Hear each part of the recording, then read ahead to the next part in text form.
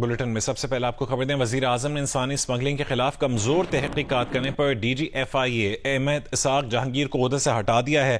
حکومتی ذرائع کا کہنا ہے کہ احمد اسحاق جہانگیر نے انسانی اسمگلنگ کے خلاف تحقیقات میں اتنی تندہی نہیں دکھائی جتنی ضرورت تھی۔ ذرائع کے مطابق وزیر اعظم نے کسی منجھے ہوئے افسر کو ڈی جی ایف آئی اے مقرر کرنے کی ہدایت بھی کی ہے۔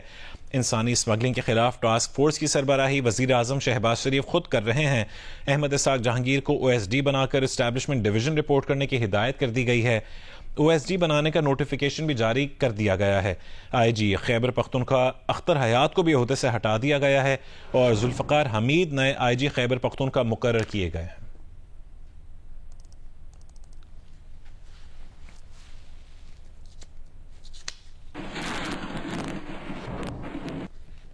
Chairman P T I barrister Gohar نے کہا ہے کہ حکومت کی مذاکراتی کمیٹی میں کچھ ایسے لوگ شامل تھے جو نہیں چاہتے تھے کہ مذاکرات کامیاب ہوں۔ ایبٹ آباد میں گفتگو کرتے ہوئے بیرسٹر گوہر نے کہا ہے کہ مذاکرات کے دروازے ان لوگوں نے بند کیے جو سیاسی حل نہیں چاہتے تھے۔ حکومت نے وہ سنجیدگی نہیں دکھائی جس طریقے سے دکھانے کا ہم توقع رکھتے تھے، جس طرح پورے پاکستان توقع رکھ رہا تھا۔ خان صاحب نے پہل کی، خان صاحب نے کمیٹی بنائی، خان صاحب نے کہا کہ میں اپنے لیے ڈیل نہیں لیکن جمہوریت کے لیے اور ملک کے لیے یہ ایک چانس دینا چاہ رہا ہوں دو مختصر اور جنمن مطالبات پہ کہ اسیران کی رہائی ہو اور کمیشن کا قیام ہو۔ ایسے لوگ تو ضرور تھے جو نہیں چاہتے تھے کہ اس کا کوئی پولیٹیکل حل نکلے۔ مسائل کا حل جب پولیٹیشنز آپس میں بیٹھتے ہیں تو پولیٹیکل حل نکل آتا ہے۔ ڈسپائٹ اس کے کہ ریزرویشنز بہت زیادہ تھی، چارج شیٹ حکومت کے خلاف لمبی تھی، لیکن خان صاحب نے کہا تھا کہ ہم نے بیٹھنا ہے اور صرف دو مطالبات رکھے ہیں۔ اس کو منطقی انجام تک نہ پہنچانا حکومت کی فالٹ ہے۔ پیکا کا تعلق ہے، پاکستان تحریک انصاف نے اس کو فلی ریجیکٹ کیا ہے۔ ہم میڈیا کے ساتھ ہیں، آپ لوگوں کی آواز پہ زبان بندی نہ کریں۔ وزیر اعظم کی سیاسی مشیر اور حکومتی مذاکراتی کمیٹی کے رکن رانا ثناء اللہ نے کہا ہے کہ اگر ہمارے پاس کچھ نہیں ہے تو بانی پی ٹی آئی وہاں بات کریں جہاں وہ سمجھتے ہیں کہ سارا کچھ ہے۔ پروگرام آج شاہزیب خان زادہ کے ساتھ میں گفتگو کرتے ہوئے رانا ثناء اللہ نے کہا کہ موجودہ اسٹیبلشمنٹ پی ٹی آئی کے ساتھ کوئی بیک ڈور مذاکرات نہیں کرے گی اور نہ ایسے کوئی مذاکرات ہو رہے ہیں۔ عمران خان صاحب صحافیوں سے گفتگو میں بھی واضح کیا، بعد میں ان کے اکاؤنٹ سے ٹویٹ بھی ہو گیا کہ فارم 47 کی حکومت تو صرف ایک کٹ پتلی ہے، وہ نہیں ہے آپ کے ساتھ بیٹھنے کو تیار۔ اب اگر وہ ہمارے متعلق یہ بات کرتے ہیں تو یہ صورتحال تو اس دن بھی تھی جس دن وہ مذاکرات میں ہمارے ساتھ انہوں نے بیٹھنے کا فیصلہ کیا تھا، اور اگر ہمارے پاس کچھ نہیں ہے تو پھر جہاں پہ وہ سمجھتے ہیں کہ سارا کچھ ہے پھر کریں بات وہاں پہ۔ 31 جنوری کی ڈیڈ لائن انہوں نے دی تھی، 7 ورکنگ ڈیز کا جو ہے وہ انہوں نے کہا تھا، ہم وہاں پہ موجود تھے جہاں کمیٹی کا اجلاس تھا، یہ بھاگے ہیں وہاں سے۔ کیا یہ درست ہے کہ انہوں نے جوڈیشل کمیشن مانگا تھا اور اگر وہ آتے تو آپ انہیں پارلیمانی کمیٹی آفر کرنے جا رہے تھے؟ جب آر ٹی ایس بیٹھا تھا تو انہوں نے کہا کہ جی دیکھیں جوڈیشل کمیشن تو بنا تھا، اس سے تو کچھ حاصل نہیں ہوا، تو کیوں نہ ہم پارلیمانی کمیشن بنائیں۔ اگر یہ بات کرتی تو یہ ساری چیزیں جو ہے وہ ڈسکس ہوتی۔ آپ مجھے بتائیں کہ کسی بھی ہائی کورٹ یا سپریم کورٹ کے جج کو چیف جسٹس کی یعنی پری اپروول کے بغیر آپ جو ہے وہ کسی کمیشن کا سربراہ جو ہے وہ بنا سکتے ہیں؟ اس پولرائزڈ صورتحال میں کوئی جو جج جو ہے وہ نزدیک بھی نہیں آئے گا اس قسم کے کمیشن کے۔ بانی پی ٹی آئی اور وزیر اعلیٰ کے پی ایل یمین گنڈاپور کے درمیان ہونے والی ملاقات کی تفصیل سامنے آ گئی ہے۔ اس بارے میں مزید جانیں گے جیو نیوز کی نمائندہ شیبہ حیدر سے۔ شیبہ، اس ملاقات کی تفصیل کیا سامنے آئی ہے؟ جی، بانی پی ٹی آئی اور وزیر اعلیٰ خیبر پختونخوا الیمین گنڈاپور کے درمیان ملاقات ہوئی۔ ملاقات کے دوران بانی پی ٹی آئی نے وزیر اعلیٰ کو کہا کہ صوبے میں مبینہ بیڈ گورننس اور کرپشن کی شکایات مل رہی ہیں۔ وزیر اعلیٰ نے بانی پی ٹی آئی کو کہا کہ پوسٹنگ ٹرانسفرز میں میرا کوئی کردار نہیں ہے، اراکین اسمبلی پوسٹنگ ٹرانسفر کرنے کے لیے سفارشیں کرتے ہیں، پوسٹنگ ٹرانسفر خود کرواتے ہیں اور شکایتیں میرے خلاف کرتے ہیں۔ بانی پی ٹی آئی نے وزیر اعلیٰ خیبر پختونخوا الیمین گنڈاپور کو کہا کہ پارٹی صدارت کا عہدہ اس لیے واپس لیا ہے تاکہ آپ پر کام کا بوجھ کم ہو اور آپ کو गुड गवर्नेंस पर तवज्जो दे सके। आप सूबे के चीफ एग्जीक्यूटिव है, गवर्नेंस को बेहतर करे, मेरी मुकम्मल सपोर्ट आपके साथ है। आपको मुकम्मल इख्तियार हासिल है कि बानी पीटीआई से मुलाकात के बाद वज़ीर आला खैबर पख्तूनख्वा अली अमीन गंडापुर ने मामूली खसूसी एंटी करप्शन से मुलाकात की और उनको हिदायत की है कि केपी में करप्शन का खात्मा करे, जो भी करप्शन में मुलविस है कानून के कटोरे में लाए जाए। इसी सिलसिले में हमारी बात जो मुशीर इत्तलात खैबर पख्तूनख्वा बैरिस्टर सैफ से हमारी बात हुई तो उनका ये कहना था कि वज़ीर आला ने वाज़िया कर दिया है कि जिसके खिलाफ भी शिकायत मिले तहकीकात की जाए और तहकीकात के बाद करप्शन में जो भी अफराद मुलविस हो उनके खिलाफ कार्रवाई की जाएगी। जी ठीक है, बहुत शुक्रिया शीबा अपडेट करने के लिए।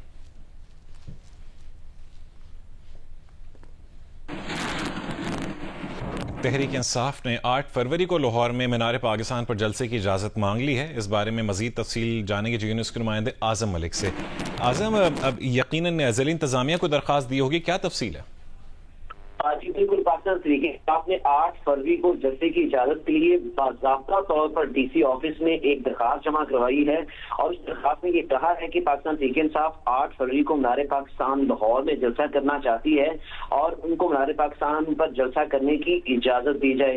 इस जलसे के जो इंतजामात हैं वो मलिक अहमद खान बच्चो जो अपोजिशन लीडर हैं वो और अली जहाज भुट्टर जलसा का इनकार करेंगे, ये दरखास्त में लिखा गया है।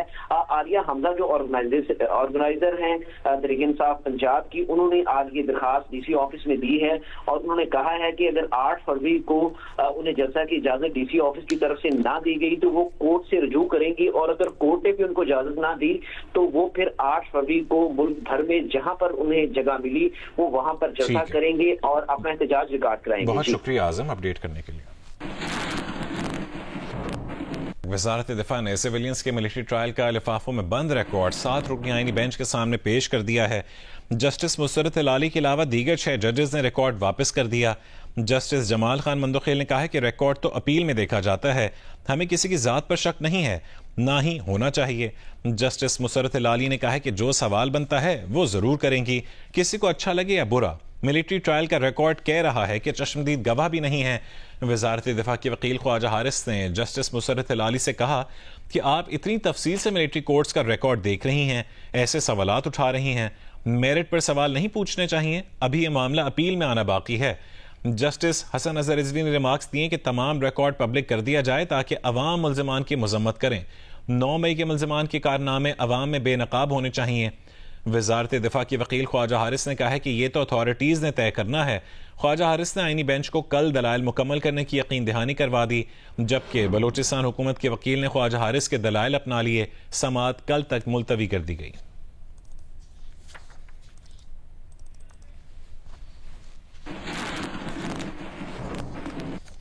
सिविलियंस के फौजी अदालतों में ट्रायल के केस में जस्टिस जमाल मंदोखेल ने रिमार्क्स दिए हैं कि आजकल हमारा मुल्क इतना तरबियत याफ्ता हो चुका है कि 8 जजेस के फैसले को 2 जज कहते हैं कि फैसला गलत है। जस्टिस जमाल ने सवाल किया कि क्या मिलिट्री कोर्ट में भी मुल्जिम फेवरेट चाइल्ड होता है।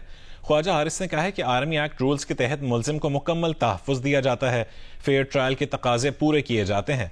जस्टिस नईम अख्तर अफगान ने कहा है कि फौजी अदालत में सिर्फ सादे कागज पर लिखकर नहीं दिया जाता कि मुल्जिम कसूरवार है।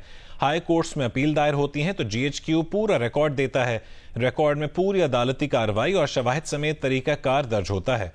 एक दरख्वास्त गुजार के वकील ने कहा कि अगर मिलिट्री ट्रायल इतना ही अच्छा है तो सारे केसेस वहीं भिजवा दें। फिर जस्टिस मोहम्मद अली मजहर ने सवाल किया कि क्या जज एडवोकेट मिलिट्री ऑफिसर जज के साथ बैठता है। एक वकील ने खड़े होकर जवाब दिया कि जी मिलिट्री ऑफिसर जज के साथ ही जज एडवोकेट बैठता है, हमने भुगता हुआ है। जस्टिस अमीनुद्दीन खान ने बरहमी का इजहार करते हुए कहा है कि वकील साहब ये कोई तरीका नहीं है, अपनी बारी पर बात करें।